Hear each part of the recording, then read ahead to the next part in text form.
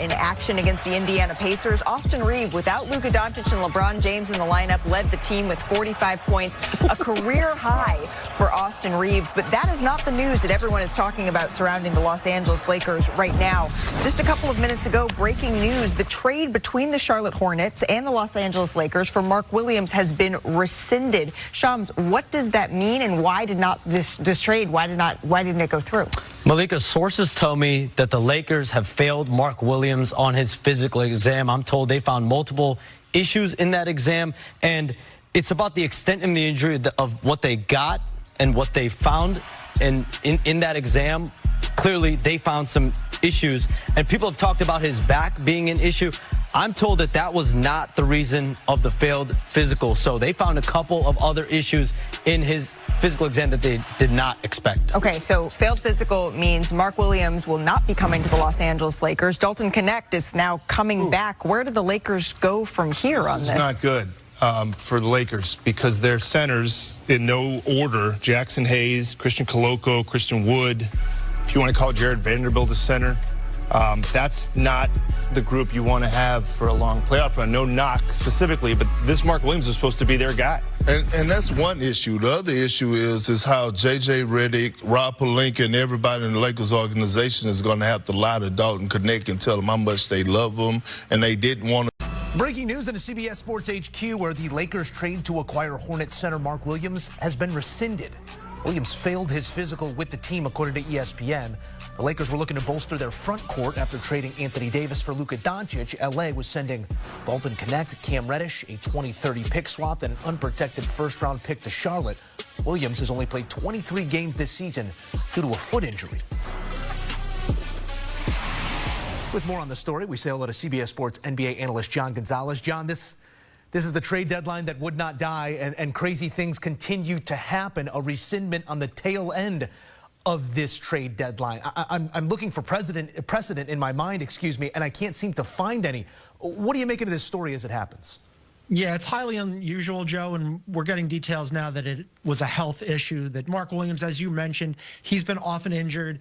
In his career, out of a possible 211 games, he's missed 105. Now, reports are that this isn't about his back, which leads me to believe, without being able to confirm this, that it's his foot injury. He's had a foot injury for a while. He's been plagued by all kinds of different ailments, but the foot has really bothered him. So for the Lakers to decide, hey, we're going to fail him on this physical, the foot issue has to be pretty bad, because they obviously valued Mark Williams very highly here. And this sets up a whole host of problems for the Lakers. For the Charlotte Hornets, you get your guy back, Mark Williams, and maybe you move him down the line. Maybe he heals up and he's okay.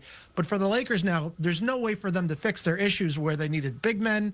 And now on top of that, you're going to have an awfully awkward reunion with Dalton Knecht and Cam Reddish. I was going to say, both sides of this trade, you're reintroducing players into rooms where they thought they had left, and obviously the lives that are affected outside of that as well.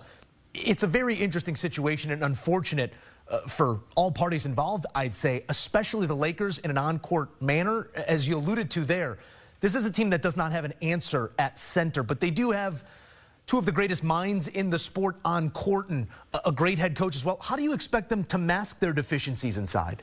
Well, the big get, obviously, was Luka, and you're happy about that, right? But a lot of people, including me, praised the Lakers for going out and getting Mark Williams, and rightly so. And they gave up not an insignificant amount, Joe. I mean, you give up a 20-31 unprotected first. You give up a 20-30 pick swap. You give up your first-round pick in Dalton Knecht. Apologies to Cam Reddish, a little bit of a throw and fodder there.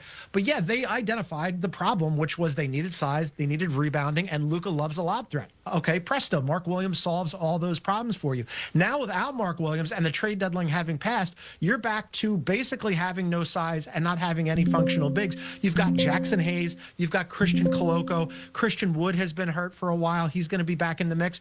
That's just a poo-poo platter of not great when you look at your size up front. So, yeah, I don't know what they're going to do here. This is when they traded for Christian Wood and Luka Doncic, Joe, their odds of winning the Western Conference went from middle of the pack to third best odds after Oklahoma City and the Nuggets. Now, without any serviceable bigs, I'm imagining they're going to take a hit there. Yeah, it's like everybody's sitting there saying, well, there's the issue. There's the issue. The issue persists here beyond the deadline with this rescindment, but there's still so much intrigue when you're talking about Luka Doncic, LeBron James, Los Angeles, this storied franchise. What is the thing that is going to have your undivided attention once they do get on the court? What's the question you want answered immediately?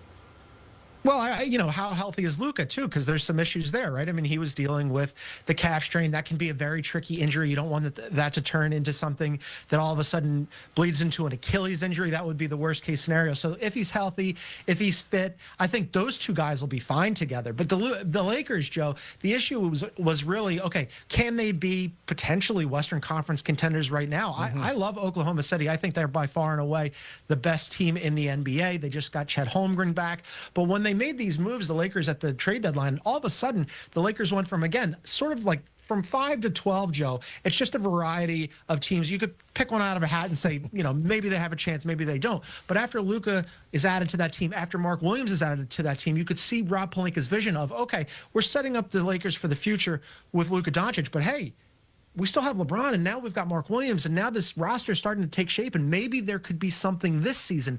I'm not saying that that's out the door because you do have Luka and LeBron, but their odds here on doing anything significant in the postseason definitely take a little bit of a hit. Yeah, you do have to weigh the viability of this being a contender against how much work you want to lather Luka into here in the stretch run of this season. We'll see how it all plays out, but thin inside are those Los Angeles Lakers. John. Our own John Gonzalez. John, it is so great to see you.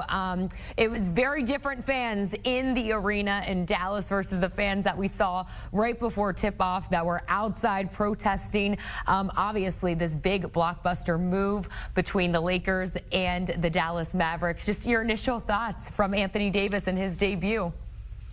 Yeah, I hope the people who were upset about all this, who were chanting Luka and sell the team, are paying attention. There was one guy, Jordan, outside who was holding a sign that said JFK got treated better in Dallas, which credit to him for coming up with that. Very clever. It did make me laugh. I get why people are upset, right? I mean, Dirk spent his entire career in Dallas, and just as he leaves, here comes a guy who they think is going to be the next Dirk, and they thought that Luka was going to spend his entire career there. I get it. However, I can't believe that I have to keep reminding people that Anthony Davis is very good at basketball. No, I wouldn't have done the trade either, but it's not like they got a scrub back. He did. He hasn't made 5 straight All-NBA selections like Luka has, but he was second-team All-NBA last season, first-team All-Defense, went to the Olympics, won a gold medal. He's one of the 75 best players in NBA history, surefire Hall of Famer. And oh, by the way, yeah, he's very good at basketball and should pair nicely with Kyrie Irving. So, okay, you're upset. I get it.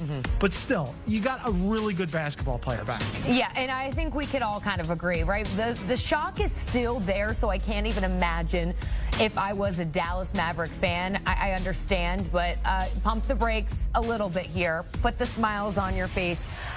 Because this has been quite the debut, especially just in the first few minutes of play at home against the Houston Rockets. Let's go ahead and talk about the other part of this trade, right? Obviously, Luka Doncic heading to L.A. L.A. fans will have to wait a few more days to see LeBron and Luka play together and for Luka's debut. Obviously, we know Doncic is dealing with that calf injury. LeBron has a little bit of ankle soreness, I believe, in his left ankle. It is. However, we do expect Luka's debut to be on Monday against the Utah Jazz. What are you expecting? He's going to be fantastic. I can't wait to see this. I mean, let's not forget, Jordan, that this is a Lakers team that has already been playing really good basketball. They're 11 games over 500. That's a season high. They're only a game back of 4th place, which would give them home court advantage in the first round of the playoffs. They're only a game and a half back of 3rd place in the Western Conference, and they've got a positive point differential for the first time in quite some time. So now all of a sudden you add Luka onto that team. I think he's going to be gangbusters. What you can do, it allows you to start both of them, and then you can stagger them. You can have one of Luka and LeBron on the floor pretty much the entire game, and then you're going to close with both of those guys as well. I think there are some defensive concerns, right? The Lakers aren't exactly defensive stalwarts as it is, and that's always been a knock on Luka. Then you bring in Mark Williams. He's going to be a fantastic lob threat with both Luka and LeBron, but he's got some defensive rim protection issues as well, and they could obviously use more shooting. However, how amazing will it be to watch Luka at 25 years old, one of the great players in the NBA, paired with LeBron, the greatest player of all time. I cannot wait to watch those two and see what they cook up. I think it's going to be gangbusters. Yeah, of course, they obviously get a huge upgrade, and they've already been turning and burning, well, as now, you mentioned. here's a twist Lakers fans didn't see coming. Dalton Knecht ain't going nowhere. The rookie wing is sticking with Los Angeles after that trade with the Charlotte Hornets got scrapped at the last minute. According to Jovan Buha from The Athletic, the deal fell through due to a failure to satisfy a condition of the trade, whatever that might mean in NBA speak. Bottom line, Knecht's staying put. The 22-year-old was supposed to be shipped off to Charlotte in exchange for big man Mark Williams, as the Lakers were hunting for some size and a reliable lob target. But now, he's right back in purple and gold, still working to carve out his spot in this squad. Through his first 48 games in the league, the former Tennessee standout has been holding his own, putting up 9.4 points per game on 46.5% shooting. Not too shabby for a rookie. Still, whether he'll be hitting the hardwood on Monday night against the Utah Jazz ain't set in stone just yet. The Lakers have him listed as questionable due to personal reasons, though the latest update bumped him up to probable. That's good news for fans eager to see him back in action. He ain't the only one on that injury report either. LeBron. James and Luka Doncic were also initially tagged as questionable, but have since been upgraded to probable. Meanwhile, Maxi Kleber, who came over in that big trade from Dallas alongside Doncic, ain't so lucky. The 6'10" forward fractured his right foot and had to go under the knife. He'll be reevaluated in about 8 weeks to see if there's a chance he makes it back before season's end. Now, for all y'all wondering what Knecht brings to the table, let's break it down. He's pulling in 3.1 rebounds a game, dishing out 0.9 assists, and knocking down 35.8% of his shots from deep. Not exactly MVP numbers, but there's something there. The Lakers clearly saw potential when they snagged him with the 17th pick in the 2024 NBA draft. And with this trade fiasco behind him, maybe it's time to let the young buck loose. So here's the real question. With the Lakers pushing for a deep playoff run, how big of a role do y'all think Knecht should play moving forward? Let's hear it.